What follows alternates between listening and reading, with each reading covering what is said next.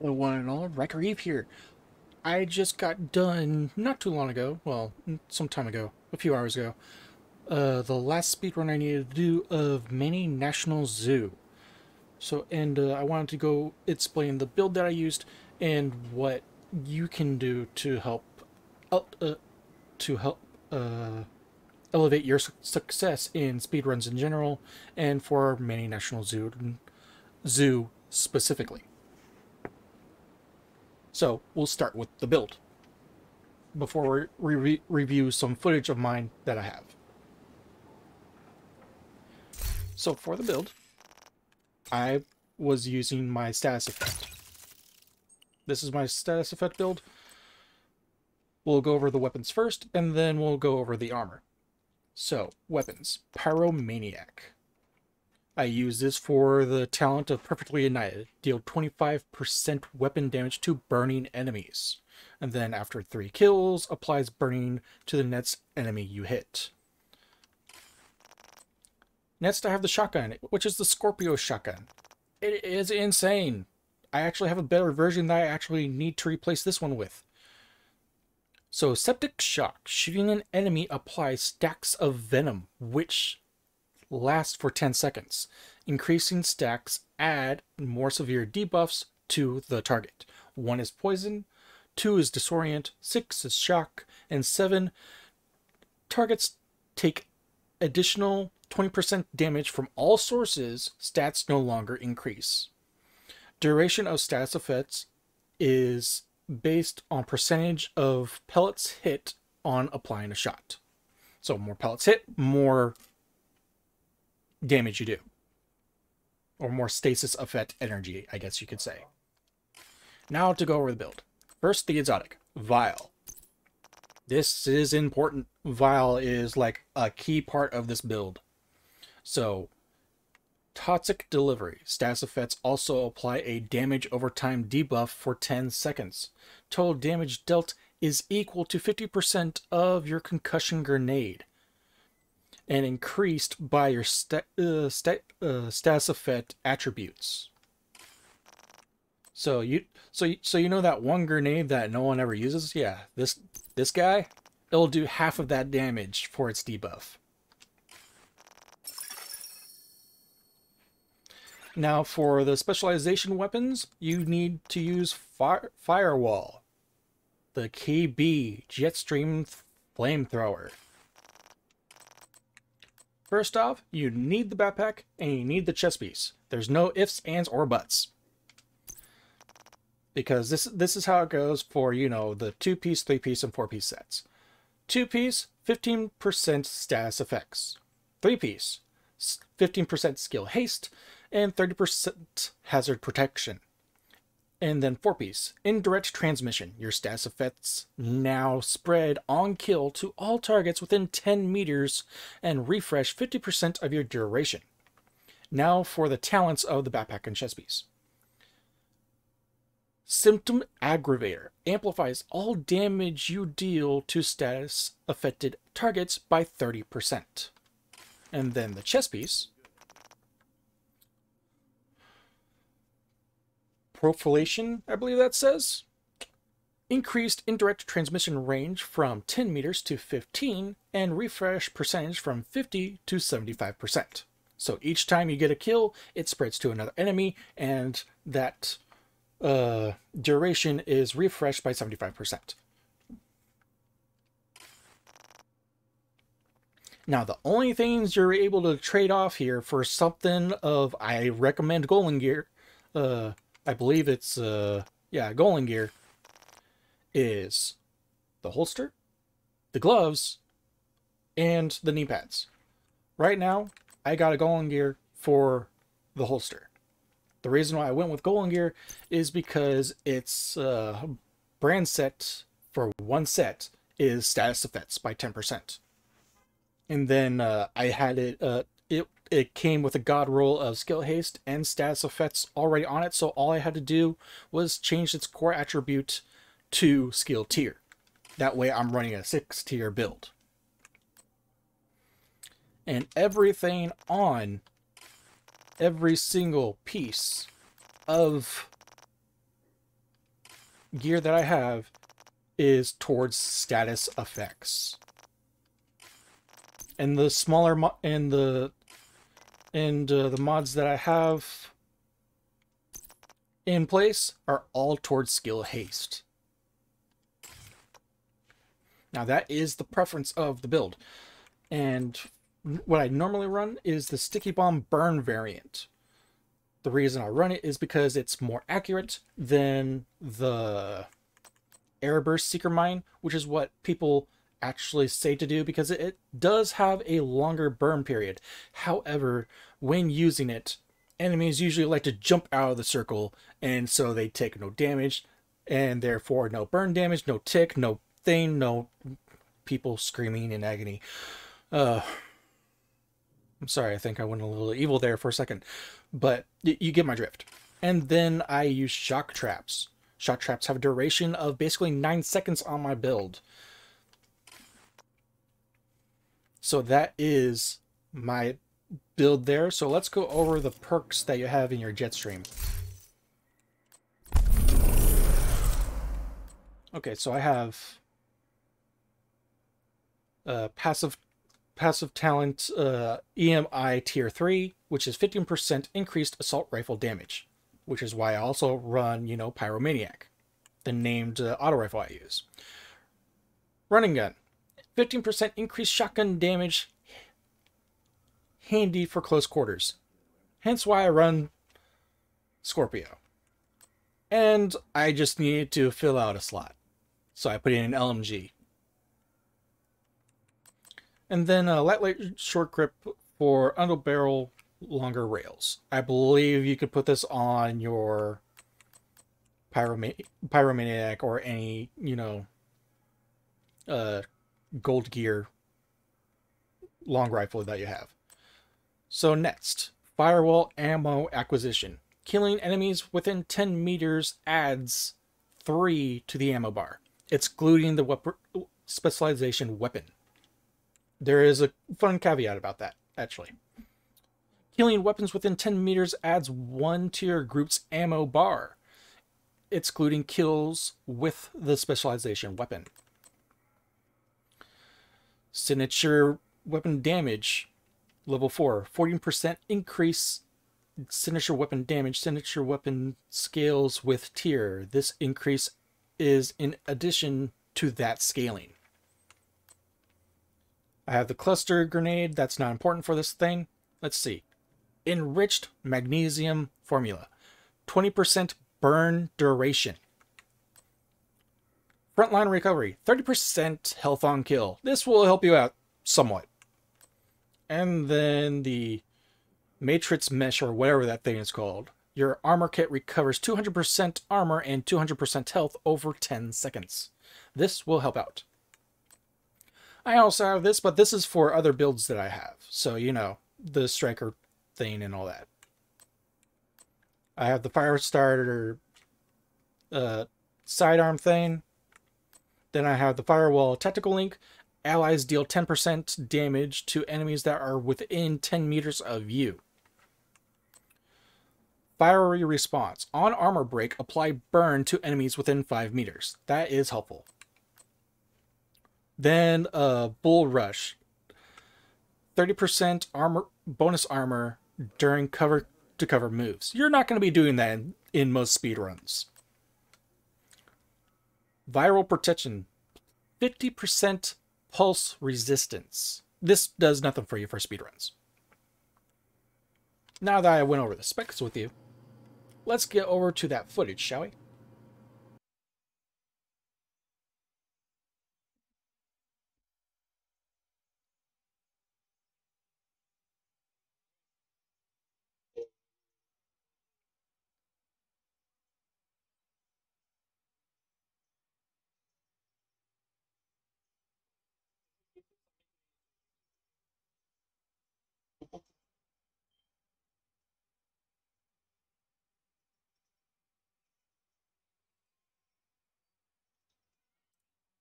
Alright, first challenge. The opening area. It is the status player's job to get the first hit. Um, this varies. Just pray that you find a red bar, which is why you want to two-man this. So first off, you want to two-man Mini National Zoo for a few reasons. One, less enemies. Two, they're actually less yellow bars and less tanks. So you don't have to DPS your way through everything. You can just, apply your status and then keep on running. So the status player's job is to apply status, keep on going. Don't even pause. And your teammate, who is Fear Ranger in this case, thank you very much for getting this done with me.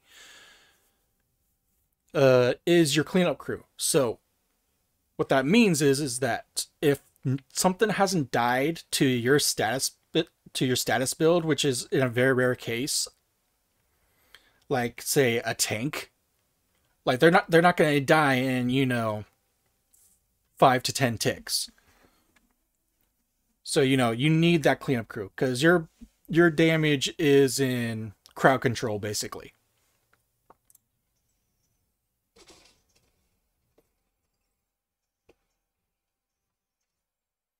See, my tick actually failed.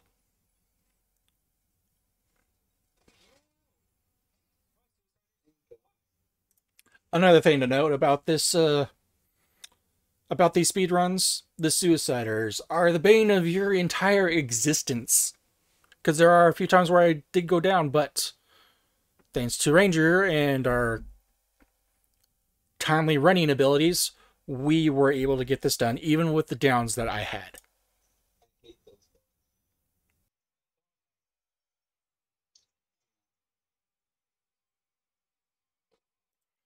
Just as with the first room, you want to have the opening shot in this room as well, by getting the dudes that are on the side once you walk out of the area, or from the previous area.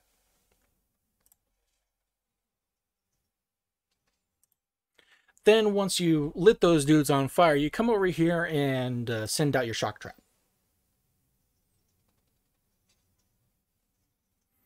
Meanwhile, your cleanup crew is actually doing damage over there. And that's why you put a shock trap there. And then you do the final boss.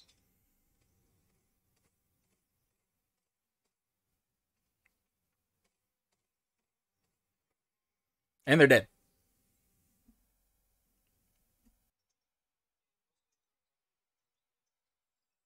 Yeah. Third encounter. As with the other two, you need to get the first hit. This one actually fails, I believe, if I remember correctly.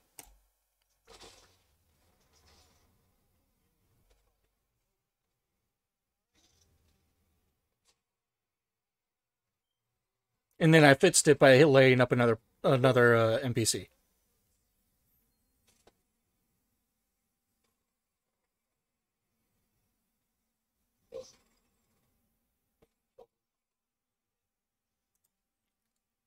Cleanup crew.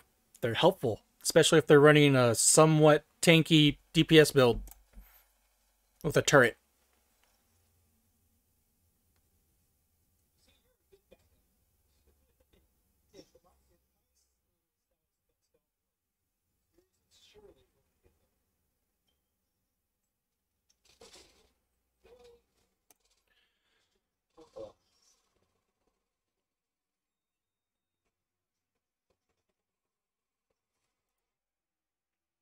So as you saw, I missed my shot yet again, but I made up for it by hitting this tank guy, which helps, speed up our progress again.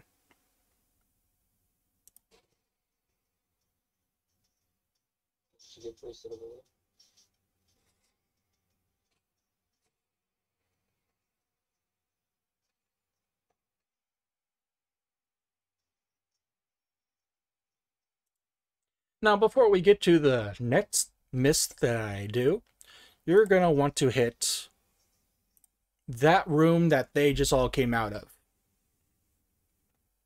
This is the most challenging, one of the most challenging encounters for the status effect player. Because in this room, while it is more helpful to have more teammates, you still want to do a 2-man, but you're going to have to split up after this initial encounter.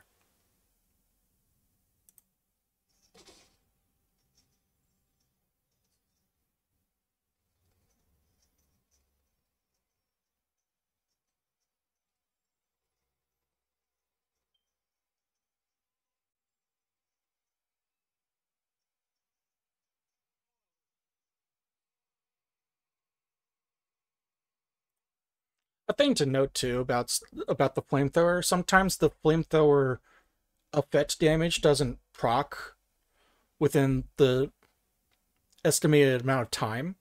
So sometimes you have to really lay into it with the flamethrower. Sometimes you die in the attempt, but hey, you get my drift. Now for the most challenging part of this encounter. Your cleanup crew is going to go start the next part where you have to defend the area so that you can blow up the radio tower. You have to come over here and place your shot trap.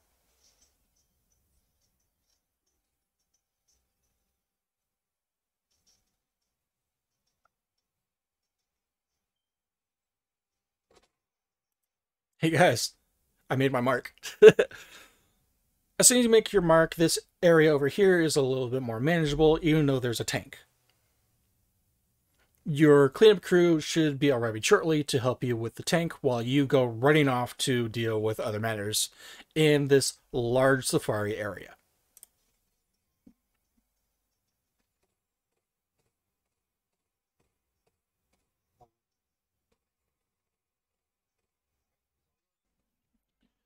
So our next part is the Crocodile Encounter, or the Crocodile Enclosure Encounter.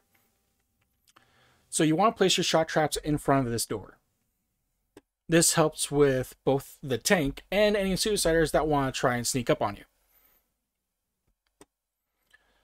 While you're doing this, your cleanup crew should be hitting on the echo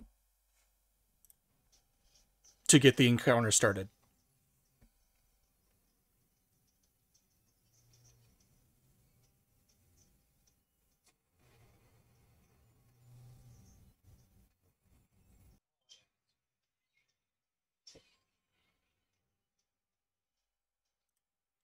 The second most challenging part of this mission, the aviary. Its weight, while not as expansive as the safari, it is way more intense, as you're about to see, because it's filled with even more suiciders. So the way you're supposed to run through this is that you set one dude on fire and book it. This is a high risk, high reward gameplay style. This is actually not my sort of gameplay style that I actually like to do. I like to sit back and relax. So me doing speedruns like this is kind of out of my comfort zone, to say the least.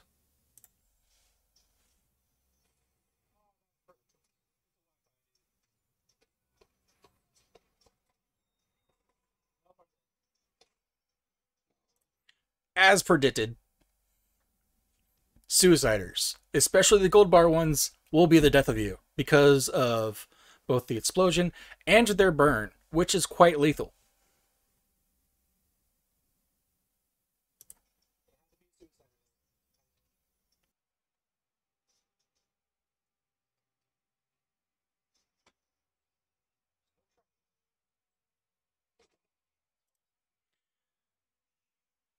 The way to the monorail, this encounter is by far probably the easiest, because everyone's already grouped up. So, as per like every single encounter in here, you get the opening shot and book it to the train station up above.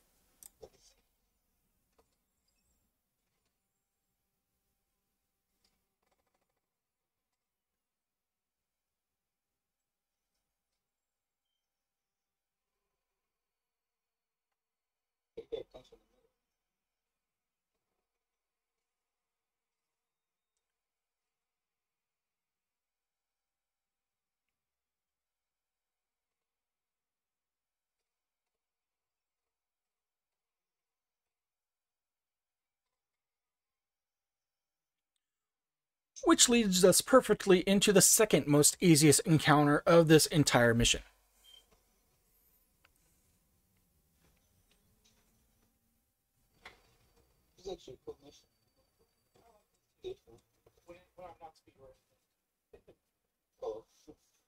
Yesterday I did it.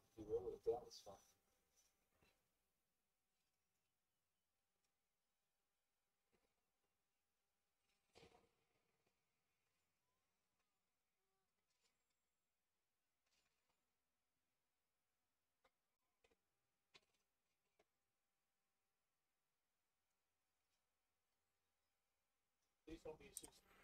Now, here's one of the more annoying ones.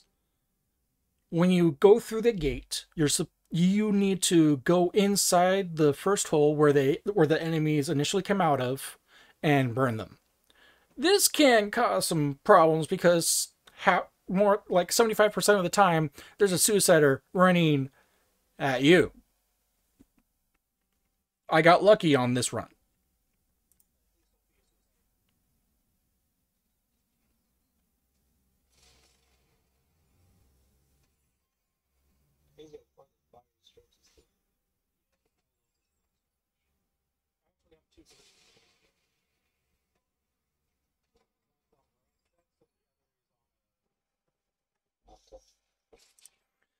Next encounter. As per all the other fights, you need to get the opening shot to spread the damage.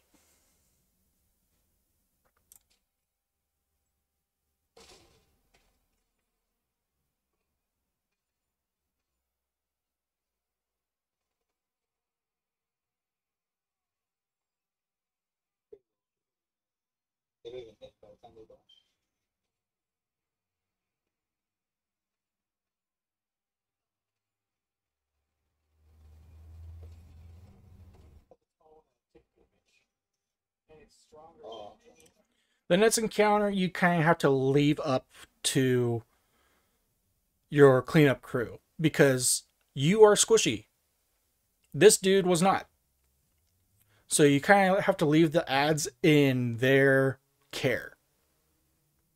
While you go running to this side, not this side, where it's out in the open with the trank with the very nice and very potent minigun attached to it.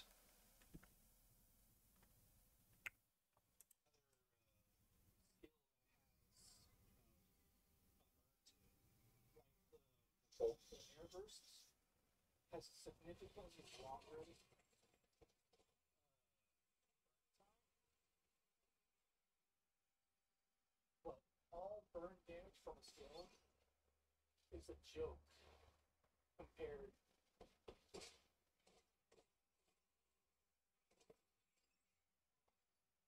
to the flamethrower. So I can get a head start on this one.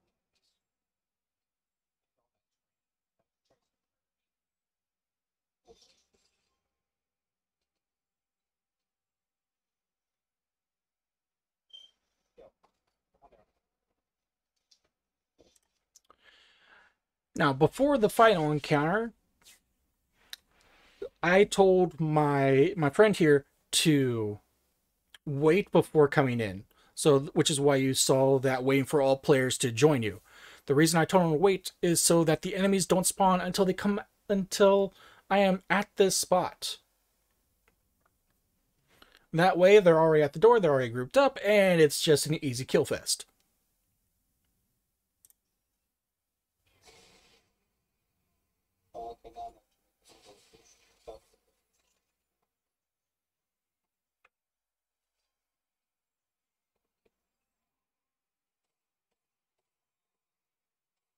Get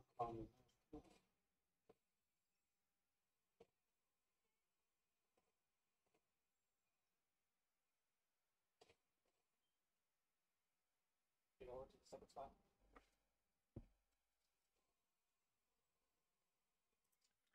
Second spot, which is over there. You want to try and make it. This is like one of the most doubtful moves a player can make, especially with that minigun active.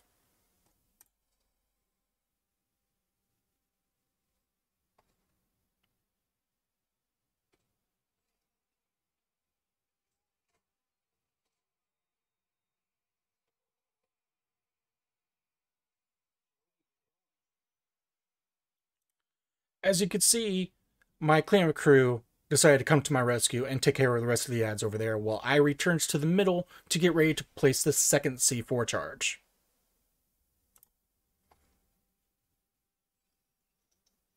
Are still getting to the. Okay. I don't know where the third one is. It's not on. So the third round of enemies is going to be coming out of this building right here. But as you can see, as soon as I place the second charge, there's already enemies coming out. So you have to be wary of them as well.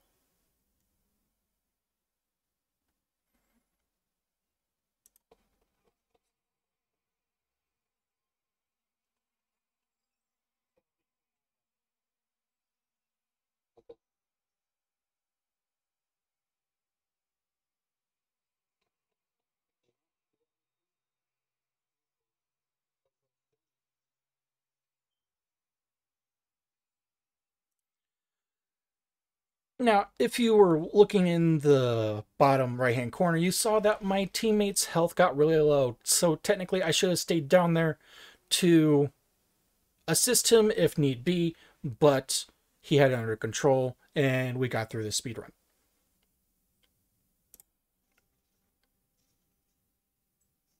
There's so much damage.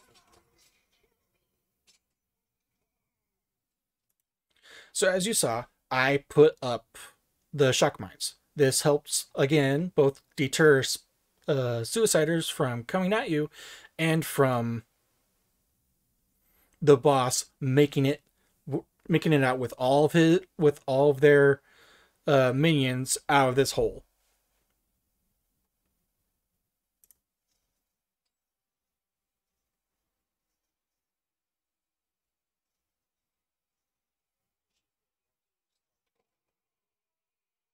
Yeah.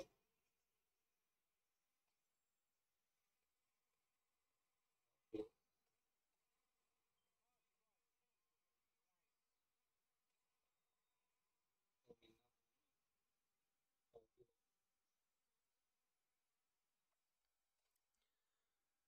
Now for the finishing bit.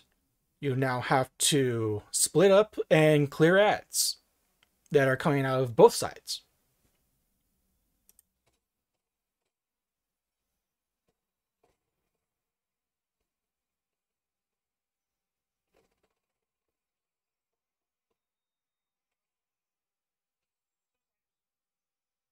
Yeah.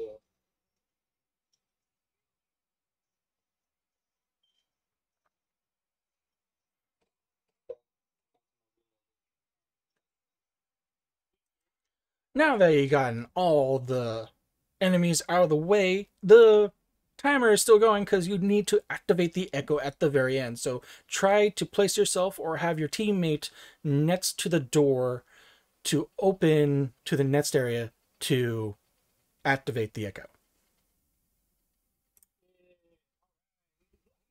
YouTube video highlights. But we still have what, 2 minutes to spare. Let's go. Yeah.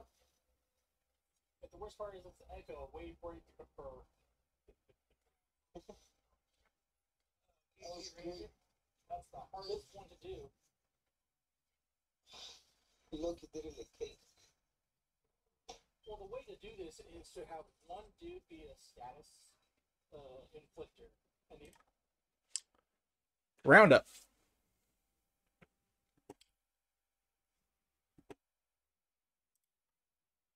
So, as you saw, it's a very intense fight. So, every single encounter, except for one, the status effect player is going to be out in front, starting every single encounter. Excuse me. 2, you're going to be using your sticky bomb and flamethrower in particular a lot. Now, you may have noticed that I said that the flamethrower had a caveat. The initial kill with your flamethrower will not generate ammo. However, when that damage spreads to all the rest of the enemies, that will generate ammo for more flamethrower potential. So keep that in mind. You will regenerate flamethrower ammo at a good pace, which is going to be like your second main weapon in the game, as you just saw.